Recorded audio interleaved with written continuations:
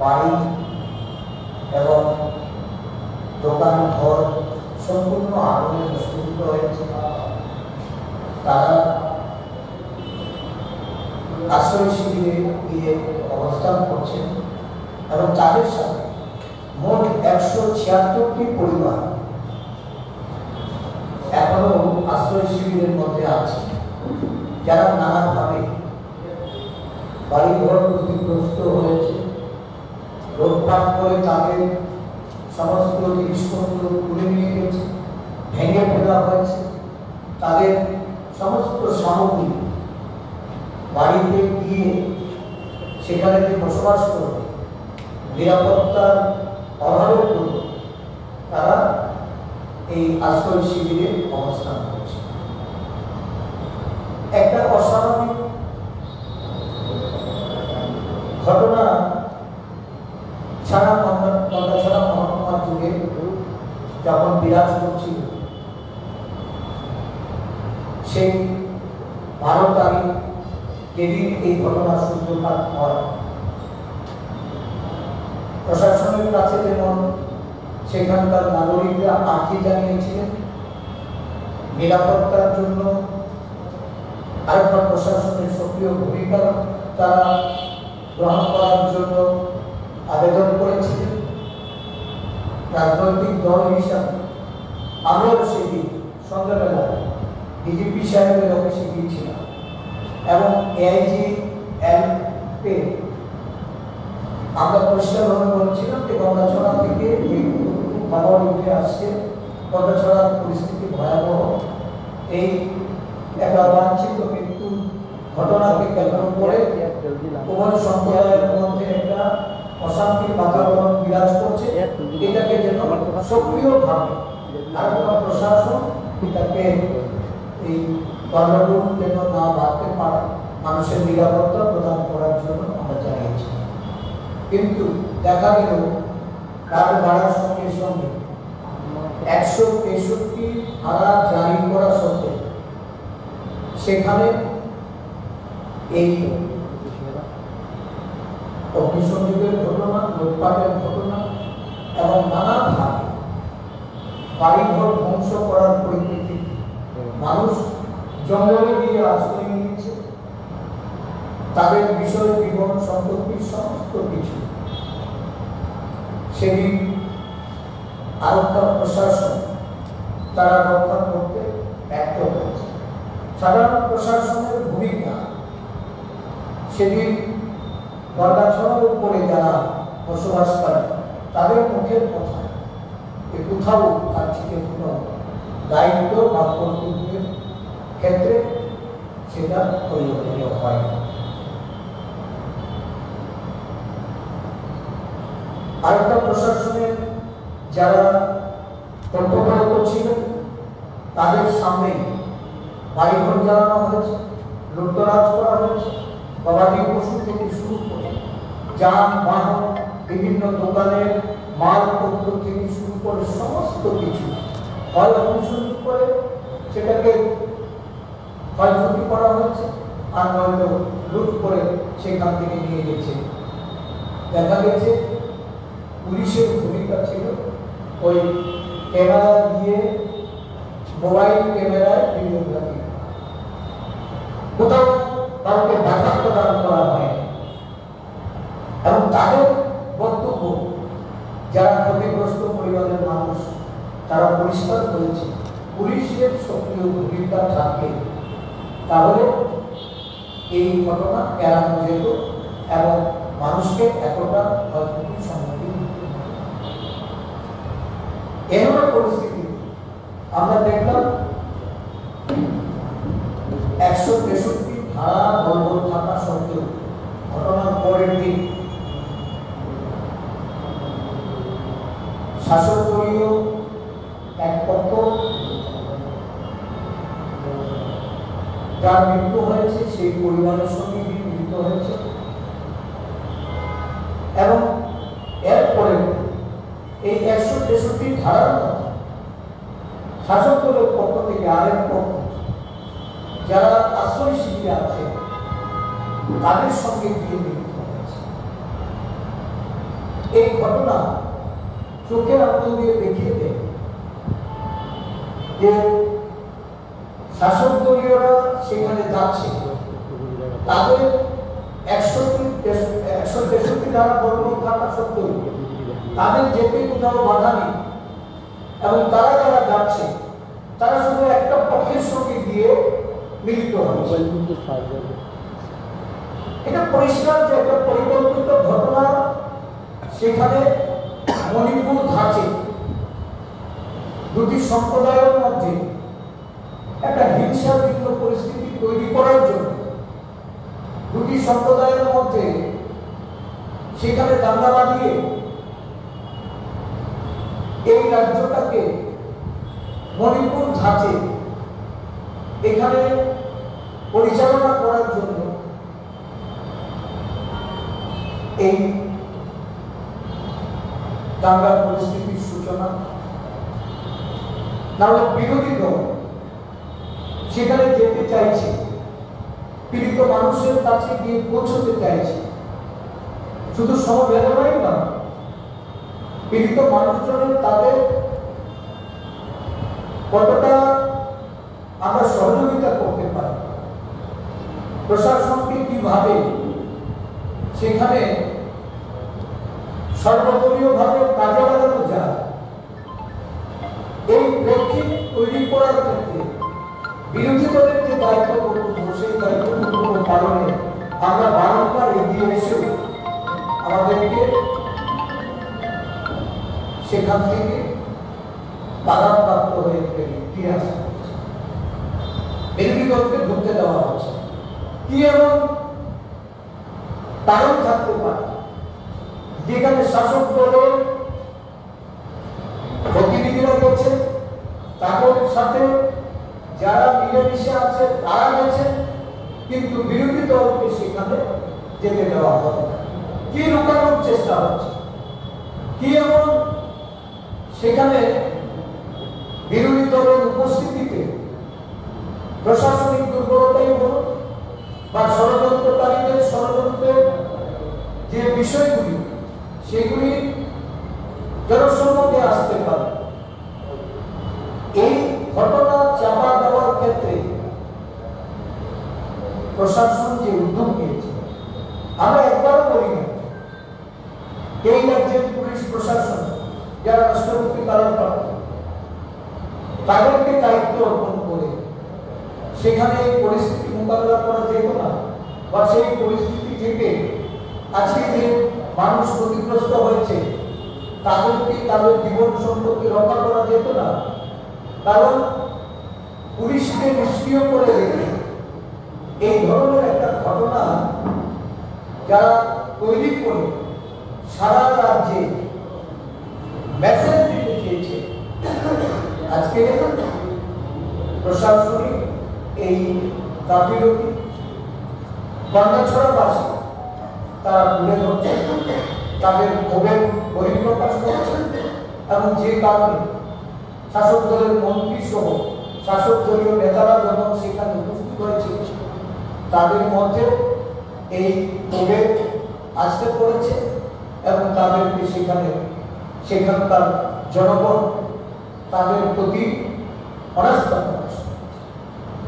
আমরা সেখানে যেতে পারিনি এটা যেমন ঠিক, কিন্তু আমরা যতটুকু খবর নিয়েছি প্রায় 100-র উপরে পরিবার যাদের হয়তো বাড়িঘর আগুনে পুড়ে, কিন্তু তাদের সমস্ত জিনিসপত্র বাড়ি থেকে লুটপাট করে নিয়ে গেছে, তারা সেই বাড়িতে তাদের বসবাস করার মতো কোনো প্রয়োজনীয় পরিকাঠামো নেই।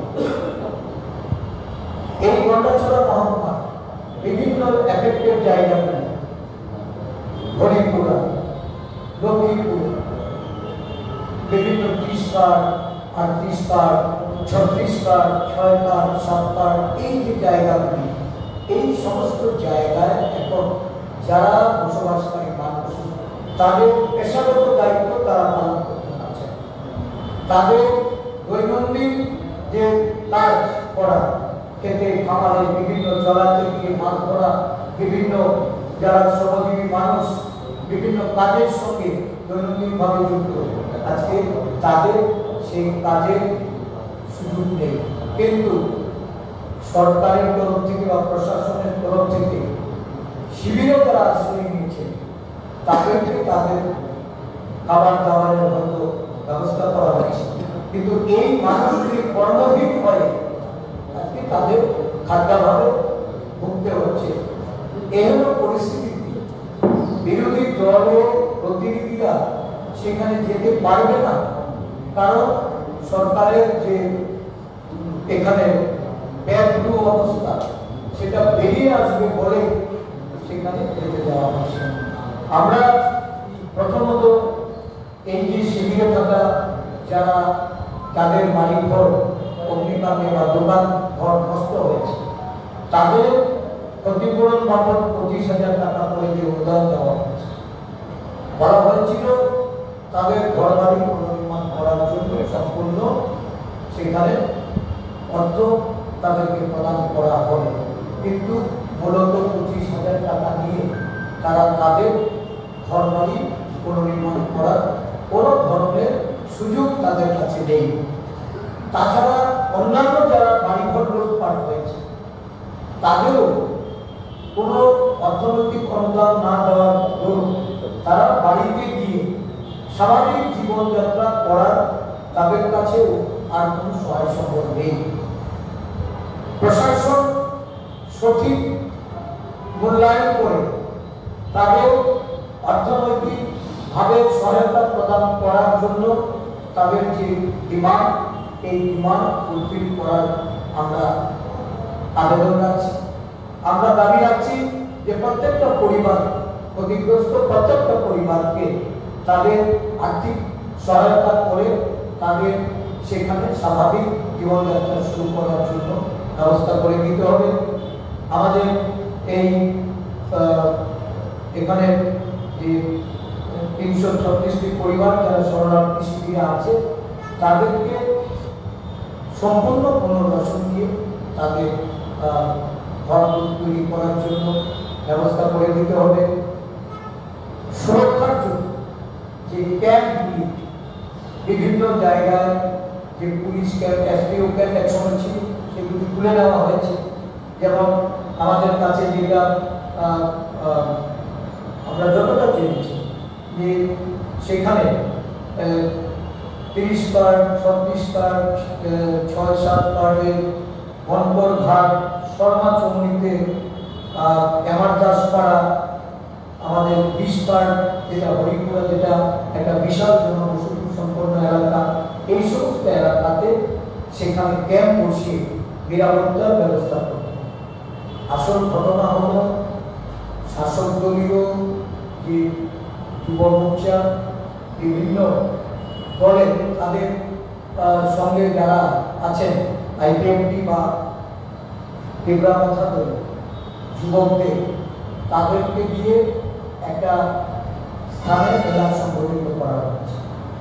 যে মেলাকে কেন্দ্র আসলে ওই অঞ্চলটাতে আরো আগে কখনো মেলা হচ্ছে, এই মেলাটা এবারই প্রথম সেখানে তারা প্রশাসনের তরফ থেকে অনুমতি দেওয়া হয়েছে।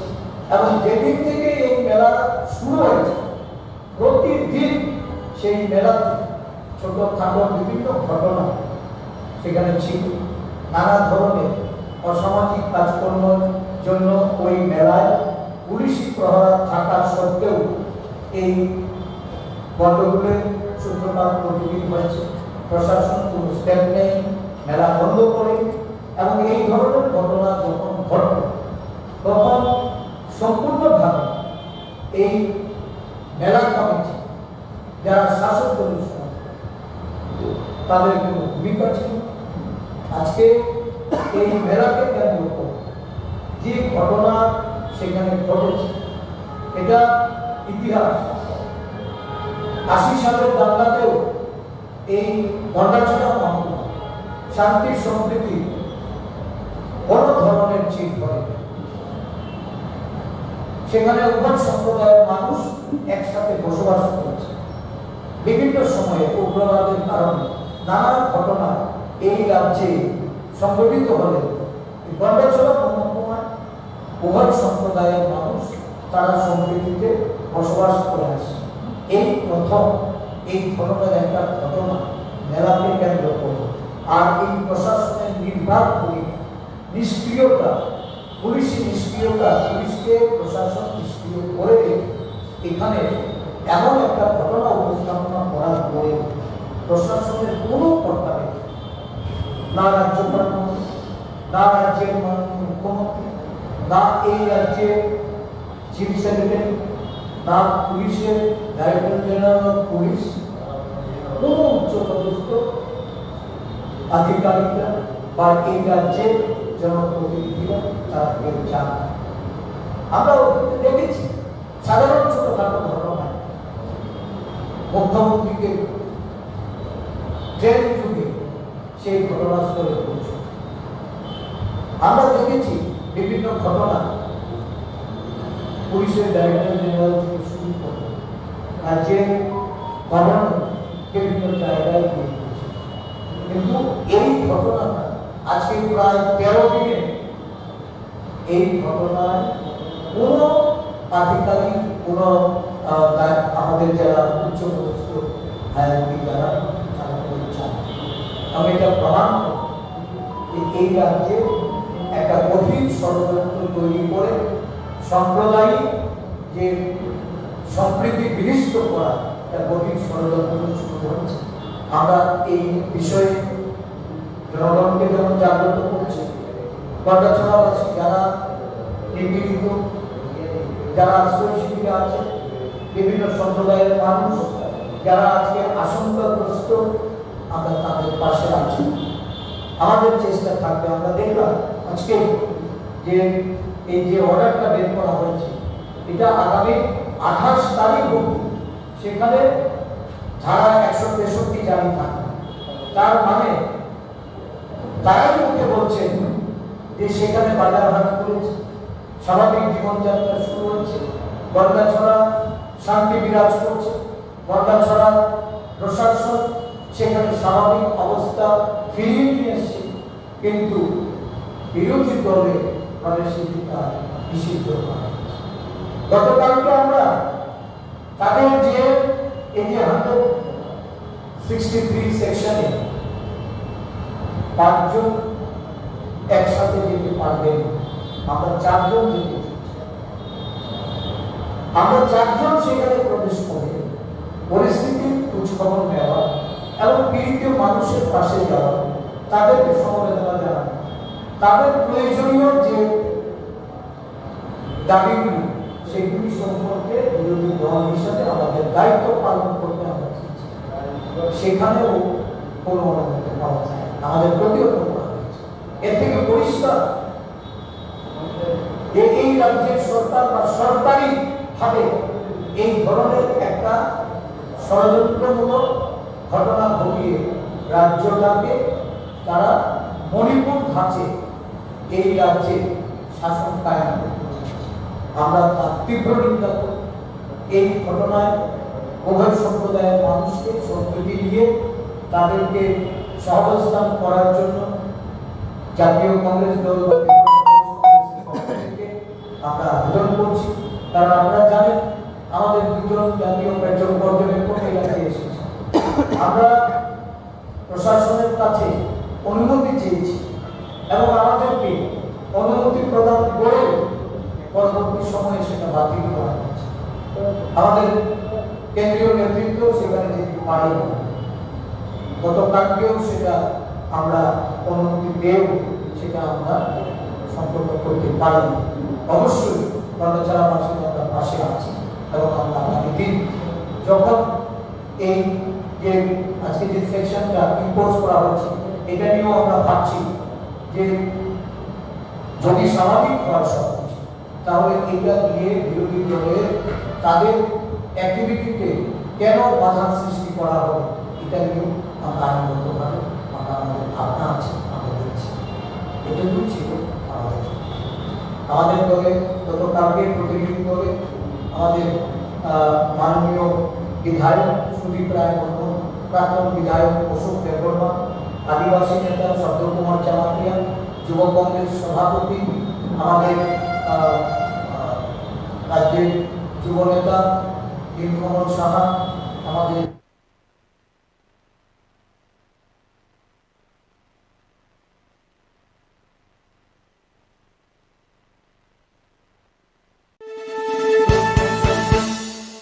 আপনি দেখছেন নিউজ নাও, আমরা জানি কোনটা খবর।